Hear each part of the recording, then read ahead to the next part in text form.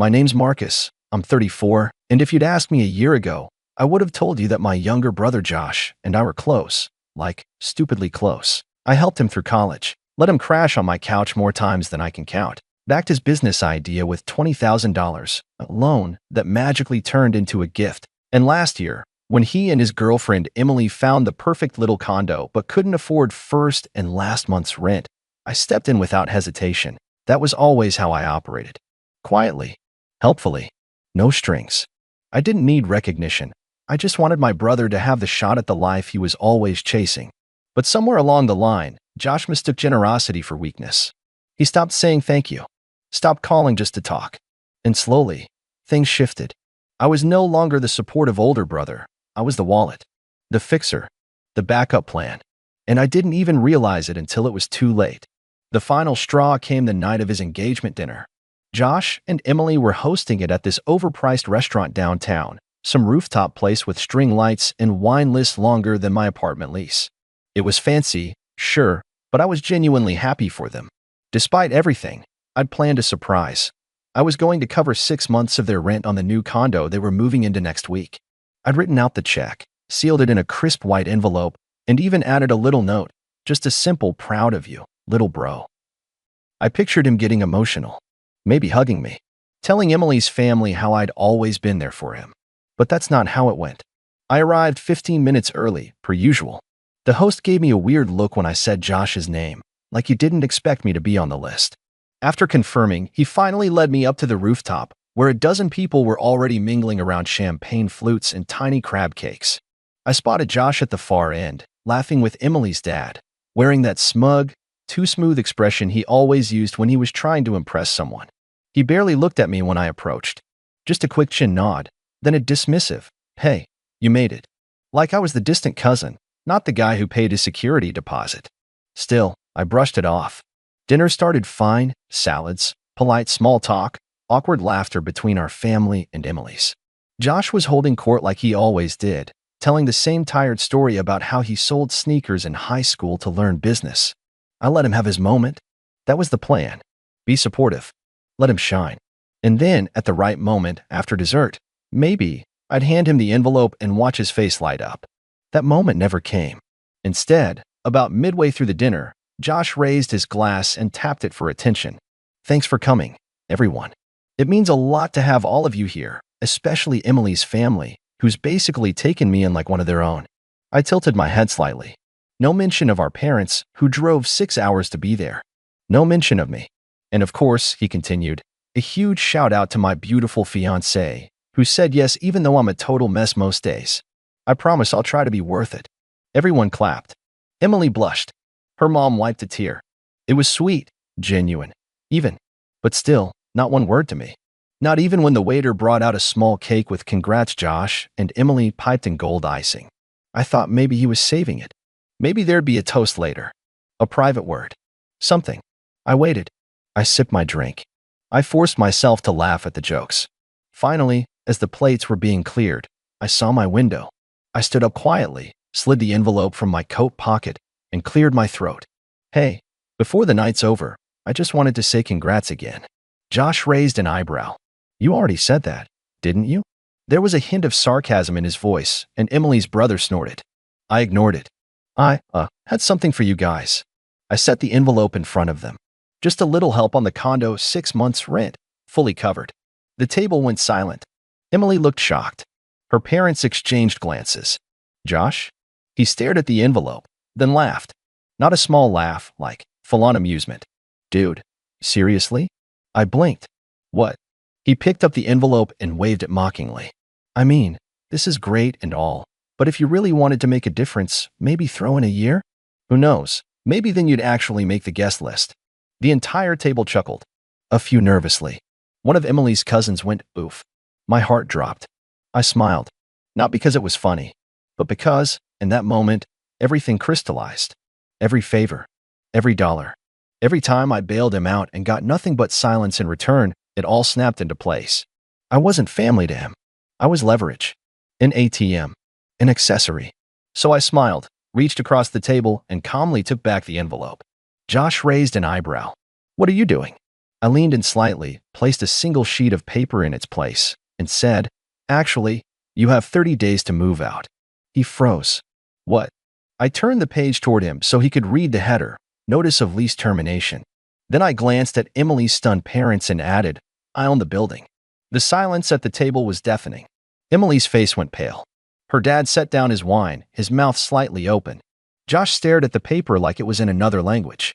"You're evicting us," he said quietly. I shrugged. "No hard feelings. It's just business. But hey, maybe Emily's family can take you in again. Like one of their own." And with that, I stood up, buttoned my jacket, and turned to leave just as Josh's voice cracked behind me. "Wait, Marcus, come on. You're not serious." I didn't look back as I walked toward the elevator. Didn't need to.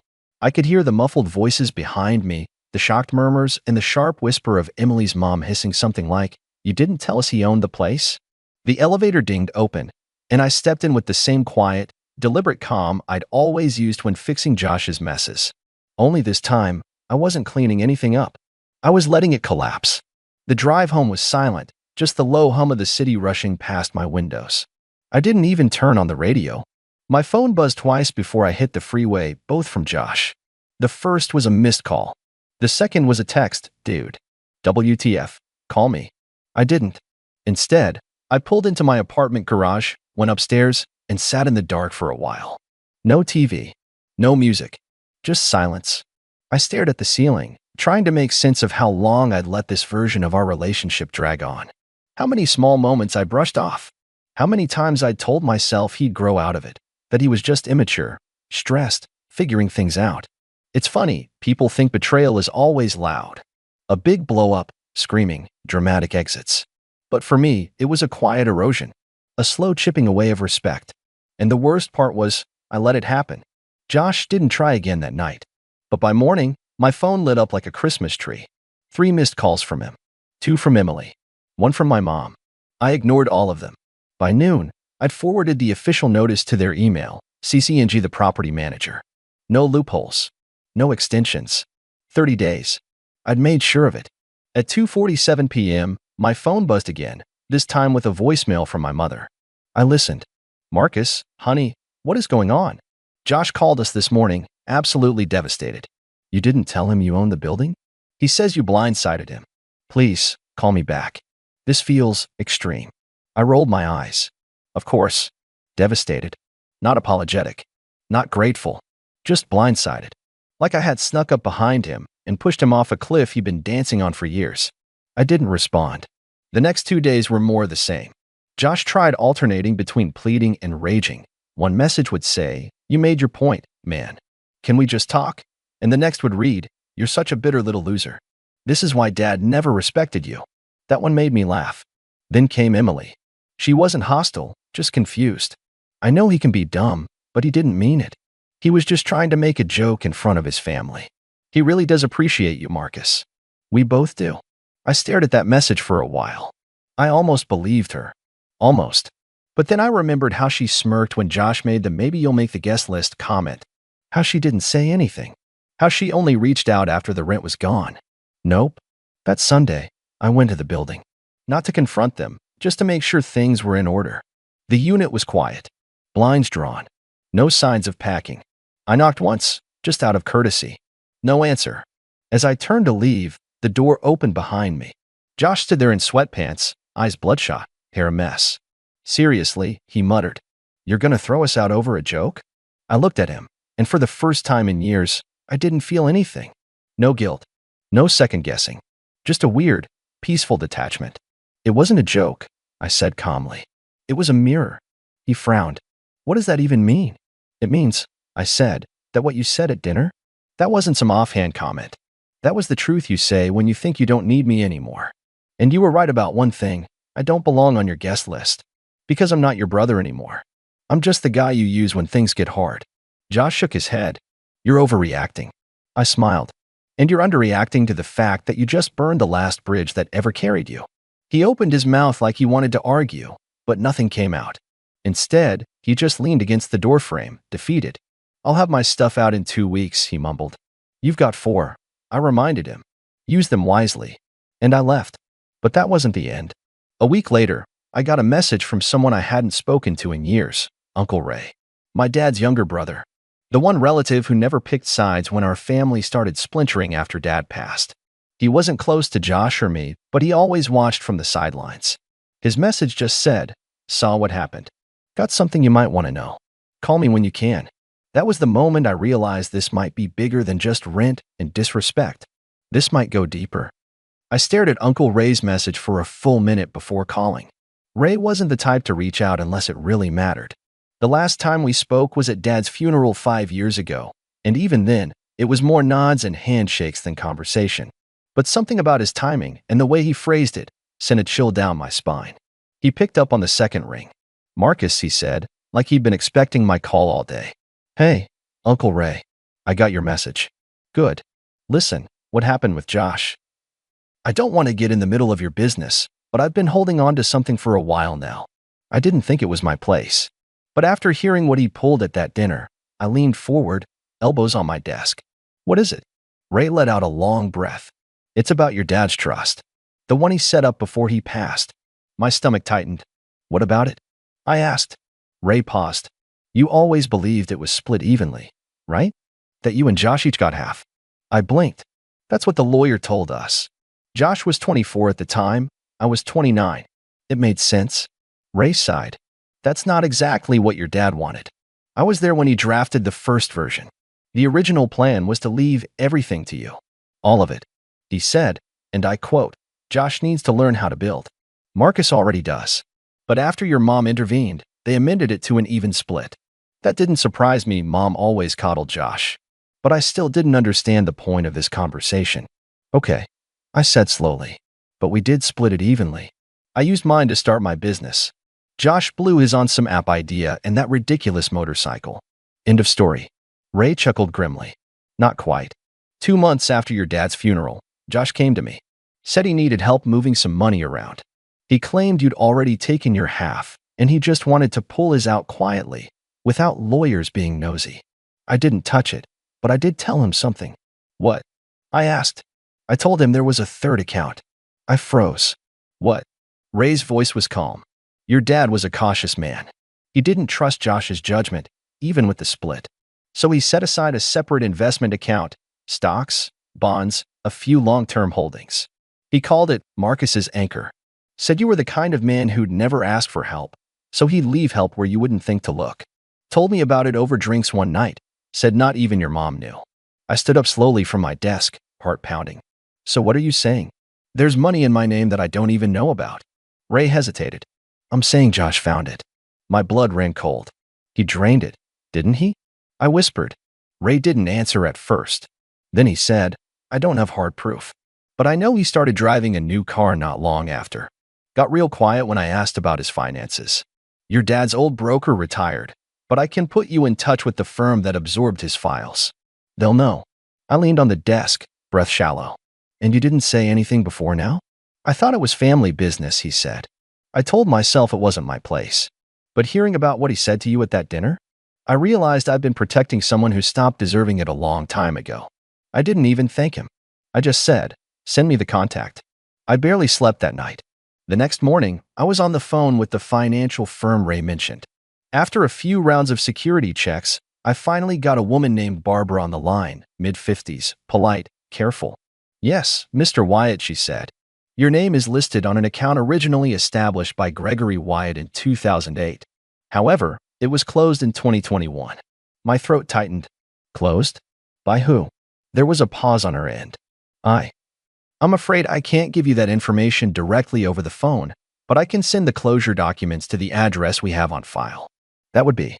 She read out Josh's condo address. I nearly crushed the phone in my hand. "Thank you," I said, through gritted teeth. "Actually, update the mailing address to my primary residence. I'll verify it now." By the time the documents arrived 2 days later, I'd already started pulling every thread I could find. Phone logs, emails, my father's old notebooks. I even went back to the lawyer who handled the estate, requesting a full breakdown of every asset ever dispersed. Most of it checked out, but the timeline of the anchor account? Something was off. The documents confirmed it. Josh had posed as me. He'd forged the signature, used an ID he must have faked or borrowed, and quietly siphoned the funds over the course of 2 months. Nearly $190,000. Gone. I stared at the number for what felt like hours. Not because I needed the money, I was doing fine. It was the principle, the weight of it. My father had trusted me, believed in me enough to build a quiet parachute I never asked for. And Josh had cut it loose, mid-flight. My phone buzzed again that evening. This time, it was Emily. Please don't do this to him. He's not perfect, but he's trying. This eviction is destroying him. I typed back. He destroyed something first. No response. For a few days, I waited. Then I made my next move. I didn't yell. I didn't call. I didn't even warn him. But by the end of the week, he'd wake up to a very different kind of letter. One that starts with Dear Mr. Wyatt and ends with formal charges of financial fraud. I didn't sleep the night before the letter hit Josh's mailbox. Not because I was nervous. No, I had already crossed that line. I'd wrestled with guilt, with second-guessing, with the heavy ache of betrayal. But by now, those feelings had hardened into something else. Something sharper. This wasn't vengeance for the sake of vengeance. This was justice. My father trusted me with that anchor fund. Josh buried it in his pocket like a piece of stolen silver, and I wasn't going to let that stand. So when the certified letter was delivered, courtesy of a fraud investigator I hired privately before anything went to court, I sat back and waited. I didn't call. I didn't text. I didn't check social media. I just waited. It took 20 hours. At 11:02 the next morning, Josh showed up at my office. I could see him from the security camera feed at the front desk, hair wild, hoodie pulled up, a mess of nerves barely disguised by forced bravado. My assistant buzzed me. There's a man named Josh Wyatt downstairs. Says he's your brother. Tell him I'm in a meeting, I said, without hesitation. Should I? Give him a copy of the document in the red folder marked fraud disclosure. I had prepared it days earlier. I had a feeling he'd come in person. 10 minutes passed. Then 15. Then I got a text. Josh, you're actually going to ruin my life over this? We're family. Then another. Josh, come on, man. You don't need the money. Followed by, Josh, fine. If this is how you want to play it, I'll burn with you. I muted his number. Later that evening, I got a call from Emily. I didn't pick up, but she left a voicemail. Marcus, look, I didn't know about the money. I swear, I thought you'd given it to him.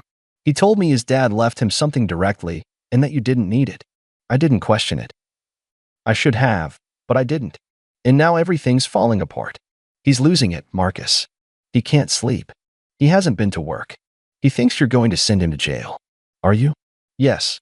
But I didn't say that. I didn't respond. Instead, I let the investigator do his job. And he did it well. By the end of the week, Josh was served with an official complaint detailing the full extent of the financial fraud, forging my identity, misrepresenting himself to a financial institution, and illegally transferring funds from a trust account. The total damage? $188,294.37, not including interest. The investigator even managed to trace the transactions: 2 luxury vacations, a lease on a Tesla, the failed startup he'd been pretending to bootstrap. He hadn't just used the money, he wasted it. The legal process wasn't fast. It took months to get the court date. During that time, I didn't speak to Josh. Not once. Our mother tried calling me, of course. First to guilt trip, then to beg. You can't be serious, she said in one voicemail. He's your brother. He's your blood. And in another, you know how hard life's been on him, Marcus. You always had it easier. Let it go. Easier? That was rich. I paid my way through college while Josh got help at every step. I stayed behind to take care of Dad when his cancer got bad. I ran the errands. I made the appointments. And when Dad passed, I handled the funeral while Josh flew in late and left early. But sure, easier. My favorite call, though, came 2 weeks before the court date. From Josh. He didn't yell this time. He didn't threaten. He just pleaded. Marcus, he said, please, don't do this. I messed up. I know I did. But I'm not a criminal. I thought I could fix it before anyone noticed. I thought you wouldn't care. You've got your life together. You always have. I was drowning, and you had a life raft you didn't even know about. I panicked. He paused. I'm sorry. It was the first time he'd said it, and it should have meant something. But it was too late. The day of the hearing, I walked into the courthouse wearing a charcoal suit and steady nerves. Josh looked like he hadn't slept in a week. Emily sat behind him, her face pale, eyes rimmed red. The judge asked a few questions. Josh's lawyer tried to paint it as a family misunderstanding. I handed over the forged signature samples, the withdrawal logs, and the certified testimony from the financial advisor. It wasn't a misunderstanding. It was methodical theft. Josh was given a choice: repay the funds in full, with interest, over a court-supervised repayment plan spanning the next 7 years, or face a felony charge and likely jail time. He chose the repayment plan. Barely. Afterward, outside the courtroom, he approached me. He looked hollow, ashamed. A piece of him finally understood the weight of what he'd done. I meant what I said, he told me, about being sorry. I nodded. That's good. You should be. You really want me to pay all of it back? Yes. I'll lose everything. Then maybe next time, I said quietly, you won't treat people like they're disposable. He opened his mouth again, but no words came out. He just stood there, shoulders slumped, watching me walk away. I never heard from him again. As for the money, I didn't even need it. Once the first repayment check cleared, I redirected the funds to a scholarship program in our dad's name, one specifically aimed at kids with entrepreneurial dreams and no family support. Every dollar Josh returned went to someone who wouldn't squander it. That felt right. And the condo? I sold it. Not out of spite. Just closure. Emily moved out shortly after the hearing. Last I heard, she left Josh for good. Can't say I blame her. My mom still sends holiday cards. I don't reply.